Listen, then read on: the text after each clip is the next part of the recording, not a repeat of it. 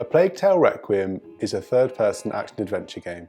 It's a sequel to 2019's A Plague Tale: Innocence and continues the story of Amicia and Hugo.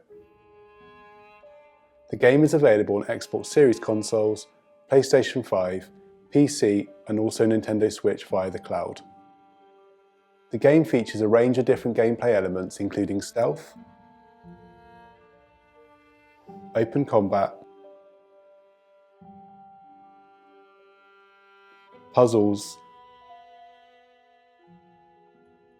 boss battles, and sections where you have to sprint as the rats chase Amicia and destroy the environment around her. The game requires you to work out ways to use the environment to dispose of enemies and also as a way to navigate around the rats. Ammunition can be scarce and attacking enemies without caution can often result in failure. The gameplay controls require the use of the inputs on the whole of the controller, but there are a range of settings that can potentially make the game a more accessible experience for some players. In this video, we'll be looking at the available options related to the motor accessibility of the game. All footage is captured on an Xbox Series S.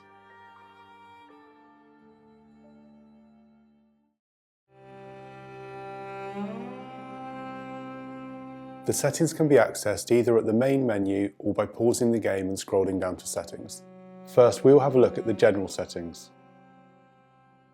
There are 3 difficulty settings ranging from narrative, which focuses on the story and exploration, normal, which is the default setting and aims to create a balance between experiencing the adventure and the in-game challenges, and hard, which is the most difficult setting.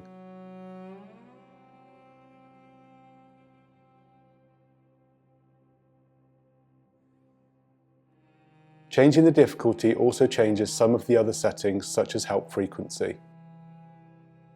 Help frequency adjusts the time it takes for the game to offer a helpful tip if it thinks you might be unsure how to progress from a certain area.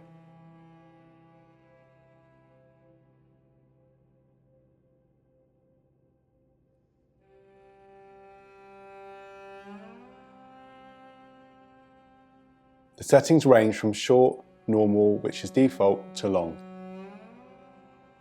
You can also switch this setting off entirely. It's possible to switch controller vibration from normal to low to off. It is also possible to reduce camera movement and shaking by switching steady camera to on. There are 3 HUD presets. Standard is a default setting which displays all of the in-game indicators and interfaces displayed. Immersive switches most of these settings off, and the developer suggests this means that players will need to play with more attention. There is also the option to select custom, which means that the player can decide which of the HUD options they wish to have switched on or off.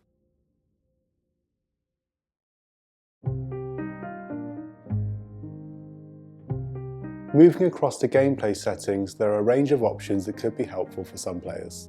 The first option is stick swap.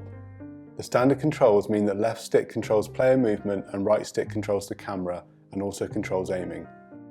Switching this option to yes reverses the sticks, meaning that the left stick is for camera and aiming and right stick is for movement. It is possible to invert the camera for both the horizontal and vertical axis. Camera sensitivity and aiming sensitivity can be altered separately, so it would be possible to have the aiming sensitivity set to maximum with the camera sensitivity set to a lower sensitivity if that is helpful.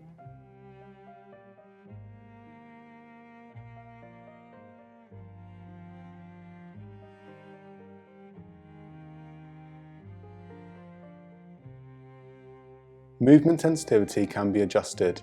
On the highest levels of sensitivity, you don't need to move the analog stick all the way to get Amicia to move at her fastest speed. Higher sensitivity settings might be helpful for those who find moving the stick all the way to the edge difficult, whereas lower sensitivity settings might help those who find they sometimes accidentally move the stick, as it takes the full movement of the stick to get Amicia to move at all. Aim assist is usually set to normal. This means that the aiming reticle slows down when near to an enemy to make it easier to target them. This can be changed to low.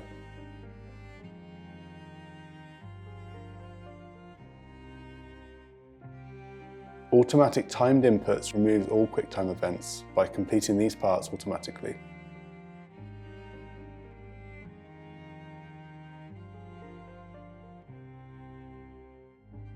Automatic quick interactions removes the need to act under time pressure, as the game will complete these sequences automatically.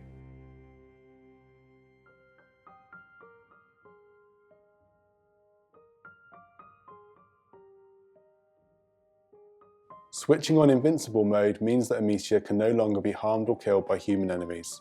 However, environmental dangers such as fire or the rats can still hurt or kill her. There are a range of settings to enable players to toggle certain button holds. So rather than holding the button down, you can tap the button once to start holding and tap it again to stop. Special interactions include certain puzzles, such as turning cranks to open up the next area of the game. Usually you have to hold the button down, but this can be set to a press.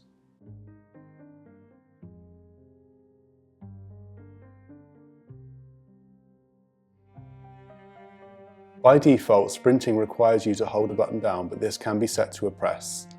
You do still need to keep pushing the movement analog stick forwards to move. You can set the aim button to be a press so that you don't have to keep the button held down. You generally have to hold a button down to open the radial menu to swap weapons or swap the ammo being used in that weapon. You can set this to a button press.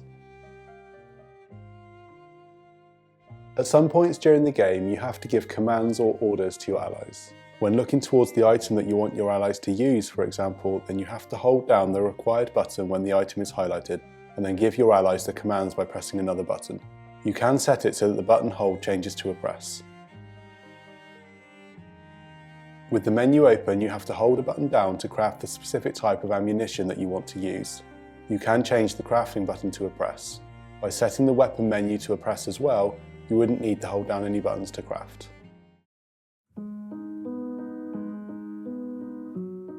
The game also has button remapping options.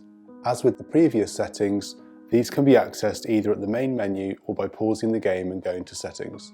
Scroll across to controls and you can swap around many of the button presses. For example, here on Xbox we press the A button to open up the option to remap Vault and Climb. Now we press the button that we want to map it to. So left stick click will now act as Vault and Climb. It's not possible to map button presses to joystick directions or vice versa.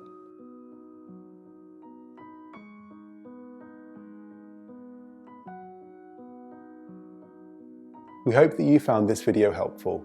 If you have any questions about the motor accessibility of this game, then please contact SpecialEffect. For game developers who are interested in more video examples of how developers have improved the motor accessibility of their games, please visit the SpecialEffect DevKit at SpecialEffectDevKit.info.